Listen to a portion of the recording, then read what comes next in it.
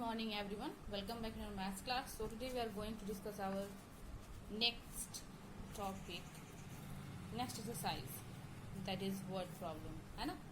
But before starting our exercise, I want to explain some questions of our last exercise. ठीक है, so look at here. क्योंकि मुझे ऐसा लगता है काफ़ी सारे बच्चों की क्वेरी आई थी कि मैम समझ में नहीं आया, तो मैं सोच रही हूँ कि मैं आपको एक बार बता दूँ. ठीक है, देखो जो एक क्वेश्चंस करने थे तो मैंने आप लोगों को बॉडमॉस रूल बताया था ना. बॉडमॉस के रूल को मैंने आप लोगों को डिफाइन किया था. अगर हमारे पास क्वेश्चंस होते हैं तो हम क्या करते हैं उस टाइम. तो देखो जैसे जैसे ऑपरेशंस दिए गए होते हैं उस बेसिस पे हम सॉल्व करते हैं. तो बॉडमॉस रूल में बी का मतलब क्या होता है, ब्रैकेट. तो सबसे पहले हम क्या ओपन करते हैं, ब्रैकेट को. ब्रैकेट वाले जो क्वेश्चंस होंगे उनको पहले हम सॉल्व करेंगे. ठीक है, तो देखो इस क्वेश्चन में ब्रैकेट तो कहीं पे है नहीं, ब्रैकेट तो है नहीं. ठीक है, तो ब्रैकेट को हम लेफ्ट कर देंगे. इसके बाद क्या आता है हमारा बी ओ मीन्स होता है ऑफ. तो देखो ऑफ है इसमें कहीं है, यहाँ पे है. ठीक है, तो हमने इस क्वेश्चन को ऐसे लिखा, ऑफ वाले पोर्शन को हमने सॉल्व किया. तो 1/4 ऑफ का मतलब होता है मल्टीप्लाई. मल्टीप्लाई का साइन देंगे, इसको इम्प्रॉपर में कन्वर्ट कर दिए. 3 2 6, 6 + 2 8, 8/3. ठीक है, अब देखो प्लस जो बाकी जितने क्वेश्चन है उसको हम वैसे लिख देंगे. ठीक, लिखते हैं यहाँ पे. अब देखो 4 से 8 डिवाइड हो जाएगा ना. 4 2 8. अगर आप ऐसे नहीं कर पाते हो तो आप क्या करो, 1 की मल्टीप्लाई 8 में कर दो एंड 4 की मल्टीप्लाई आप 3 में कर दो. ठीक है, तो भी सॉल्व हो जाएगा. लेकिन मैंने देखा कि आप डिनोमिनेटर से किसी, अगर मल्टीप्लाई के केस में है तो आप डिनोमिनेटर से किसी भी फ्रैक्शन के न्यूमिनेटर को आप डिवाइड कर सकते हो. ठीक है, अगर मल्टीप्लाई होगा तो 4 से मैंने 8 को डिवाइड किया, 2 टाइम में हो गया. तो 2/3. 2 की मल्टीप्लाई 1 में किया तो 2 1 2/3. ठीक है, अब देखो ऑफ वाला पोर्शन भी हमने सॉल्व कर लिया. इसके बाद क्या आता है, इसके बाद आता है BOD. क्या आता है, डी मतलब डिवाइड. तो डिवाइड यहाँ पे है ना, तो हम डिवाइड को यहाँ से सॉल्व करेंगे.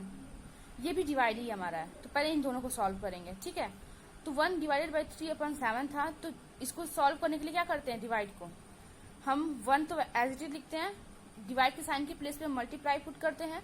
और ये जो हमारा फ्रैक्शन होता है, ये इसका हम रेसिप्रोकल राइट करते हैं, मतलब कि जस्ट इसका अपोजिट. तो ये 3/7 था, तो ये क्या हो जाएगा 7/3. क्या हो गया ये 7/3. ठीक है, 7/3 ये हो गया. ठीक, अब -2/3 प्लस 1/2 डिवाइडेड है ना, तो 1/3. 3 था तो 3 को हम क्या करेंगे 1/3 के फॉर्म में राइट कर लेंगे. ठीक है, अब इनको आप मल्टीप्लाई कर लीजिए. नेक्स्ट केस में क्या करोगे आप, इनको मल्टीप्लाई, क्योंकि डिवाइड के बाद क्या आता है, मल्टीप्लाई आता है, तो इसको मल्टीप्लाई कर लीजिए. तो 7/3 - 2/3 प्लस 1 × 1 1 और 2 × 3 6. अब इसके बाद क्या करेंगे, हम एडिशन वाले टर्म को ऐड करेंगे. तो आपको ये देखो यहाँ पे लग रहा होगा कि ये दोनों माइनस होंगे, तो इन दोनों को हम ऐड नहीं कर सकते हैं. ठीक है, तो हम ये भी पॉजिटिव है, और कौन सा पॉजिटिव है, ये वाला नंबर पॉजिटिव है, मतलब इन दोनों को हम ऐड कर सकते हैं. तो इन दोनों को एक साथ लिखेंगे और इस वाली वैल्यू को हमेशा हम माइनस करेंगे. ठीक है, तो इन दोनों को एक साथ लिखा, इसको सॉल्व किया, हमारा आंसर आया 32 है ना ये. ठीक है, हमारा जो आंसर आएगा, देखो यहाँ पे आंसर 45/18 माइनस, अब ये -2/3 है. अब हम लास्ट में क्या करेंगे, सब्सट्रैक्ट कर देंगे. तो सब्सट्रैक्ट करेंगे तो हमारा ये आंसर आ जाएगा. इसको आप शॉर्ट फॉर्म में भी राइट कर सकते हो. ठीक, 3 से इसको डिवाइड करो तो 3 1 × 3, 3 8 × 24, और ये हो जाएगा 3 3 × 9, 3 3 × 9. ठीक है, अभी भी 3 से डिवाइड होगा, 3 6 × 18 और ये 11, तो 11/6. आप इसको मिक्स फ्रैक्शन में भी कन्वर्ट कर सकते हो. ठीक है, तो इसी बेसिस पे आपको सारे क्वेश्चंस को करने हैं. चलिए अब अपने नेक्स्ट क्वेश्चन की बात करते हैं, एक्सरसाइज की. एक्सरसाइज 5.14 ये है ना. इसको सॉल्व करने के लिए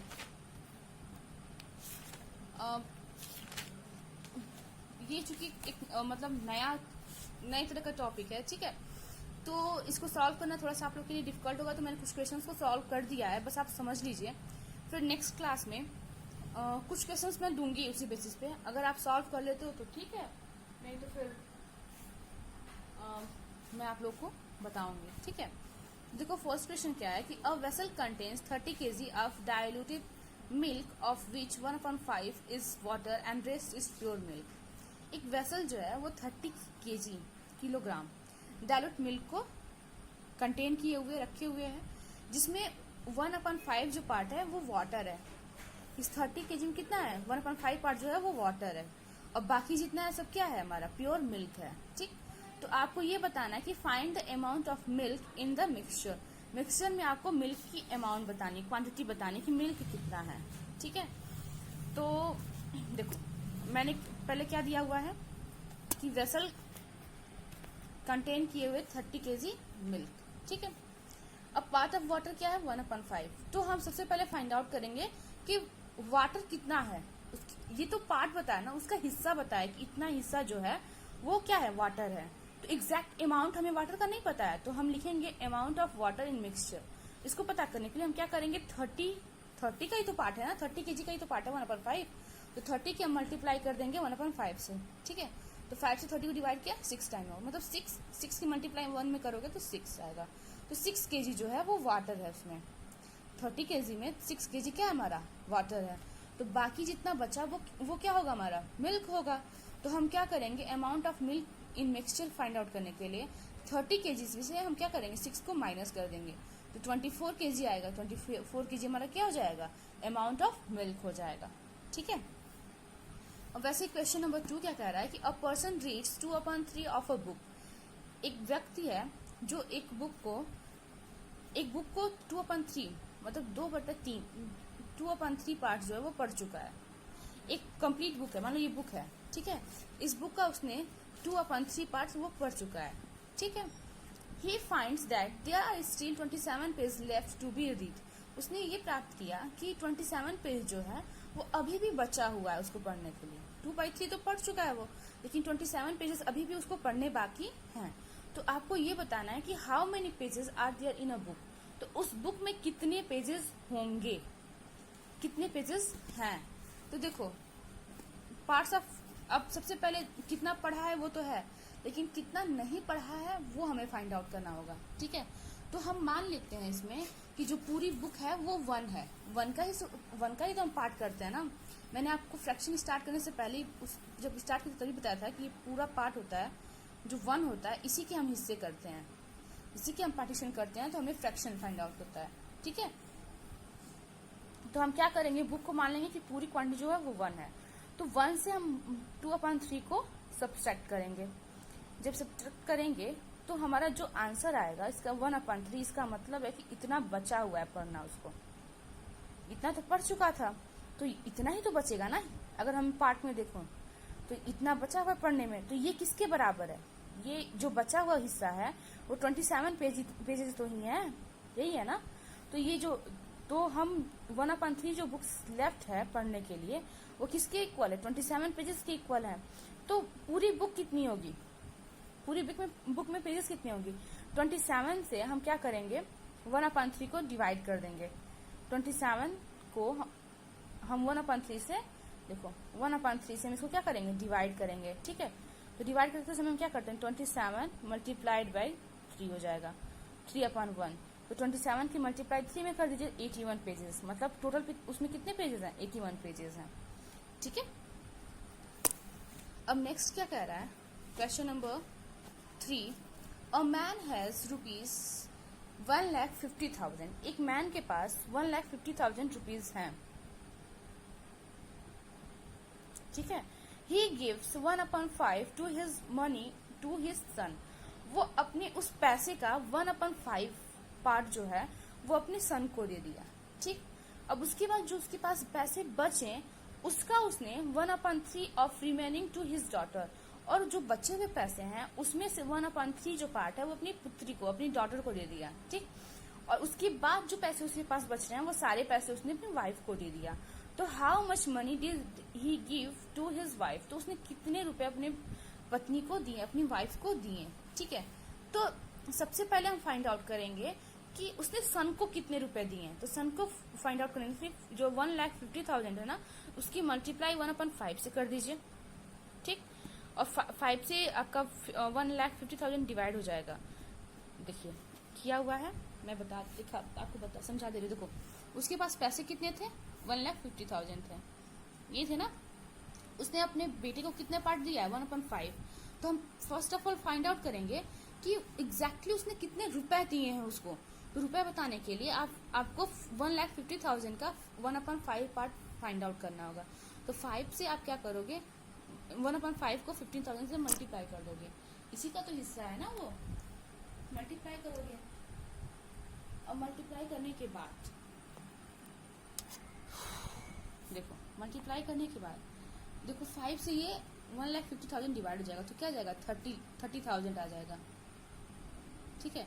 तो मतलब उसने अपने सन को कितने रुपए दिए, 30,000 दिए। डिवाइड के 30,000 आया, 1 की मल्टीप्लाई करोगे तो वही आएगा, ठीक। सन को उसने दे दिए 30,000। अब उसके पास क्या कितने पैसे बच गए, तो 1,50,000 से आप 30,000 को माइनस कर दीजिए। तो माइनस करोगे तो कितना मिलेगा हमें, 1,20,000। कितना पैसे उसके पास बचे रहेंगे, 1,20,000, ठीक है। इसके बाद उसने इस पैसे में से अब ये पैसा उसका 1,50,000 था, वो अब कम हो चुका है। 30,000 अपने बेटे को दे दिया तो कम हो चुका। अब उसके पास 1,20,000 ही सिर्फ बचा हुआ है, ठीक है। तो उसका 1/3 पार्ट जो है वो अपनी डॉटर को दे दिया। तो इसमें भी अब हम पैसे को फाइंड आउट करेंगे कि 1,20,000 का 1/3 पार्ट कितना वो दिया। तो हम क्या करेंगे, 1,20,000 को 1/3 से मल्टीप्लाई करेंगे, ठीक। मल्टीप्लाई किया तो ये 4 टाइम में डिवाइड हो गया, 40,000 में डिवाइड हो गया, ठीक है। तो मतलब अपनी बेटी को उसने कितना दिया, उसने दिया 40,000 रुपीज, ठीक। अब उसके पास कितने रुपए बचे, तो 1,20,000 था, उसमें से 40,000 वो अपनी बेटी को दे दिया। तो हम क्या करेंगे, इन दोनों को माइनस कर देंगे। माइनस करने के बाद हमें क्या मिल रहा है, 80,000 रुपीज मिल रहा है ना, 80,000 रुपीज मिल रहा है, ठीक है। तो ये बाकी उसमें क्वेश्चन में क्या दिया गया कि जितने पैसे अब बच रहे हैं वो सारे पैसे किसको दे रहा है, अपनी वाइफ को दे रहा है। इसका मतलब है कि उसने अपनी वाइफ को कितने रुपीज दिए हैं, 80,000 रुपीज दिए हैं, ठीक है। तो ये हमारा एग्जैक्ट आंसर हो जाएगा। तो जब कभी भी आपको किसी भी क्वेश्चन में पार्ट दिया रहेगा और टोटल अमाउंट दिया रहेगा, तो आपको अगर उसके हिस्से के बारे में, उसके पार्ट के बारे में बताना होगा कि एग्जैक्ट कितने रुपए हो रहा है, तो आप टोटल में उस पार्ट की मल्टीप्लाई कर दीजिएगा, ठीक है। फिर उसको सॉल्व कर लीजिएगा, हमारा आंसर मिल जाएगा। अब बात करते हैं क्वेश्चन नंबर 4 की। तो क्वेश्चन नंबर 4 क्या कह रहा है, the product of 2 fractions is 17 whole 3/5। दो फ्रैक्शंस के जो प्रोडक्ट हैं, मतलब दो फ्रैक्शंस की मल्टीप्लाई किया गया है, तो हमें ये हमारा प्रोडक्ट मिल रहा है, ठीक है, 17 whole 3/5। If one of the fraction is 4 whole 2/5, यदि उसमें से एक जो फ्रैक्शन है वो 4 होल 2/5 है, तो आपको बताना है कि दूसरा कौन सा है। आपको बताना है कि दूसरा कौन सा है। तो इसमें कुछ भी नहीं करना है, ये आप करोगे, मैंने लिख दिया है, बाकी आप इसको सॉल्व करोगे। तो प्रोडक्ट ऑफ 2 फ्रैक्शंस क्या है, 17 होल 3/5 है। तो 1 फ्रैक्शन क्या हो जाएगा, क्या दिया गया है, 4 होल 2/5, ये दिया गया ना। तो सेकेंड फ्रैक्शन के लिए हम क्या करेंगे, इस दोनों को डिवाइड कर देंगे, इन दोनों को क्या करेंगे, हम डिवाइड कर देंगे। तो इसको सॉल्व करिएगा, आंसर आप बताइएगा मुझे, ठीक। क्वेश्चन नंबर 5 क्या कह रहा है कि a man sold half of his land. एक आदमी ने अपने लैंड का आधा हिस्सा बेच दिया, ठीक। He gave 1/3 of remaining to his सन। उसने 1/3 जो है पार्ट है वो अपने बेटे को दिया, and 1/4 of the balance of his daughter. और जो उसके बाद जो बच रहे थे उसमें से 1/4 अपनी बेटी को दिया। तो आपको बताना ये है कि what fraction of his land is now left with him. तो कितना फ्रैक्शन लैंड का उसके पास अब बचा हुआ है, ठीक है। तो देखो उसने कितना दिया, टोटल उसके पास लैंड कितना होगा, टोटल 1 होगा ना, इसी का तो पार्टीशन लगा हुआ है ना। तो टोटल लैंड कितना होगा, 1 होगा।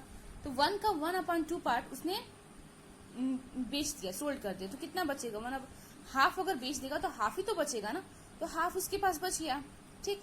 अब अपने बेटे को कितना दे रहा है, तो रिमेनिंग पार्ट का 1/3 अपने बेटे को दे रहा है। तो रिमेनिंग पार्ट कितना था, 1/2 था। अभी हम लोगों ने यहाँ पे फाइंड आउट किया था ना। कि जो भी नंबर होता है तो जब पार्टीशन होती है तो एग्जैक्ट वैल्यू के लिए हम क्या करते हैं, उनकी मल्टीप्लाई करते हैं। तो सेम वैसे ही, तो सन को दिया 1/3, उसके पास बचा कितना था 1/2, तो मतलब सन का जो पूरा पार्ट हिस्सा दिया उसने 1/6 दिया है, ठीक है। तो अब उसके पास कितने बच गए हैं, तो 1/2 से 1/6 को हमने माइनस कर दिया, ठीक। तो उसके पास बच जाएंगे टोटल सॉल्व करने के बाद 1/3। 1/3 का उसने अपनी बेटी को कितना दिया, 1/4 दिया। तो 1/3 मल्टीप्लाइड बाई 1/4 मतलब 1/12 जो पार्ट है वो अपनी बेटी को उसने दे दिया, ठीक। अब उसके पास कितने बच गए, तो 1/3 से अब क्या करोगे, 1/12 को माइनस कर दोगे, सॉल्व किए 1/4 मतलब इतना पार्ट जो है वो उसके पास अभी बचा हुआ है, ठीक। क्वेश्चन नंबर 6 देखिए क्या है कि after travelling 70 kilometre Rohit has left 8/15 of his journey, what is the total length of his journey. आपको टोटल लेंथ 70 किलोमीटर चलने के बाद, ट्रैवल करने के बाद, यात्रा करने के बाद अभी भी रोहित को 8/15 जर्नी कंप्लीट करनी है, अपनी जर्नी उसको कंप्लीट करनी। तो आपको ये बताना है कि टोटल लेंथ ऑफ जर्नी उसकी क्या होगी, टोटल लेंथ बताने की जर्नी की कितनी दूरी वो तय कर रहा है, ठीक है। तो इसको आप लोग करोगे, इसमें भी आप क्या करोगे, 70 किलोमीटर चला हुआ है तो आप ये पता करोगे कि कितना किलोमीटर वो एग्जैक्टली चला, ये तो बचा हुआ है ना, कितना किलोमीटर वो चला हुआ है। तो 1 से आप वही करोगे कि 1 से आप 8/15 को माइनस करोगे, तो जो आएगा वो इक्वल होगा, जो आंसर हमारा आएगा वो इसके इक्वल होगा, ठीक। तो 1 की वैल्यू निकालने के लिए 70 मल्टीप्लाइड बाई, सॉरी यहाँ पे 15/8 नहीं होगा, जो माइनस यहाँ पे किए रहोगे ना, जो आंसर आ रहेगा वो यहाँ पे आंसर लिखोगे, ठीक है। उसके इसको सॉल्व करिएगा, आंसर मिल जाएगा, ठीक। क्वेश्चन नंबर 7 क्या कह रहा है कि 5/9 of a number is 100, find the number. 5/9 किसी नंबर का 5/9 जो है वो 100 के इक्वल है। तो आप क्या करो, 100 से आप डिवाइड कर दो 5/9 को, ठीक है। तो 100 मल्टीप्लाइड बाई 9/5 सॉल्व करिएगा, आंसर मिल जाएगा, ठीक। तो ये 2 क्वेश्चन आप करेंगे, चलिए अच्छे से करिएगा। इसमें पहले माइनस करना है, माइनस करने के बाद जो वैल्यू आएगी वो इक्वल होगी 70 के, ये चीज माइंड में रखिएगा। माइनस करने में जो वैल्यू आएगी फ्रैक्शन में वो इक्वल होगी 70 के।